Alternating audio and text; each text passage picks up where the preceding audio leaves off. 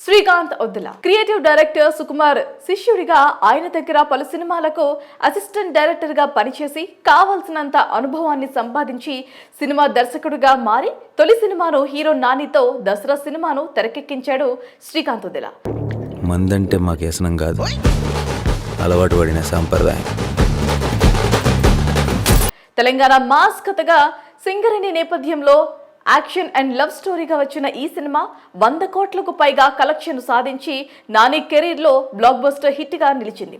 శ్రీకాంత్ ఒద్దుల తొలి cinema దసరాతో powerful director అనిపించుకున్నాడు. అయితే ఈ సినిమా కలెక్షన్ల పరంగానే కాదు, అవార్డ్స్ పరంగా కూడా ఫిల్మ్ఫేర్, సైమా అవార్డ్స్ లో సత్తా చాటింది.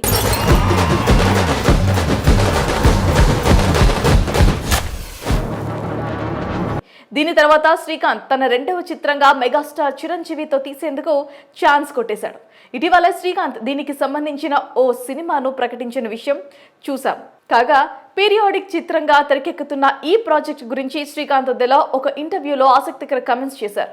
మరి శ్రీకాంత్ మాట్లాడుతూ, నేను చిరంజీవి చిత్రాలు చూస్తూ పెరిగాను. ఆయన వల్లే సినిమాలపై మక్కువ పెరిగింది. ఆయనతో సినిమా చేయడాన్ని నమ్మలేకపోతున్నాను అని తెలిపారు. మరి ఈ సినిమా ఖచ్చితంగా వైవిధ్యంగా ఉంటుంది. వింటేజ్ చిరును చూస్తారని చెప్పాను కానీ ఆయన పాత్ర మాత్రం సరికొత్తగా ఉంటుంది.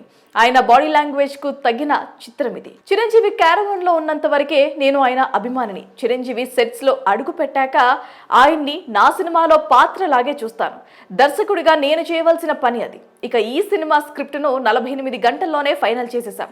సినిమాల పట్ల ఆయన చూపించే అతి ఉత్సాహం ఎంత స్ఫూర్తినిస్తోంది. ప్రాసెస్ అంతా నాకు పట్టలేనంత ఆనందాన్ని ఇచ్చిందని శ్రీకాంత్ పేర్కొన్నారు. ఇటీవలే ఈ సినిమాను ప్రకటించిన పోస్టర్ విడుదల చేశారు.